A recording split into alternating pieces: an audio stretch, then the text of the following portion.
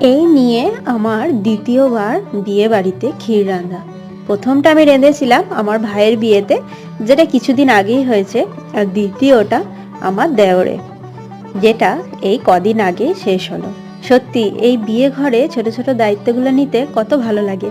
আগে মনে হতো দূর এত কাজ করতে হয়, সাজাগোজার সময় পাবো না। কিন্তু সত্যি বলছি, এখন কিন্তু খুব ভালো লাগে। আর বড়রাও কত হেল্প করে, এটা কর ওইটা কর, এই নিয়ে কত হাসি ঠাট্টা তামাশা চলে।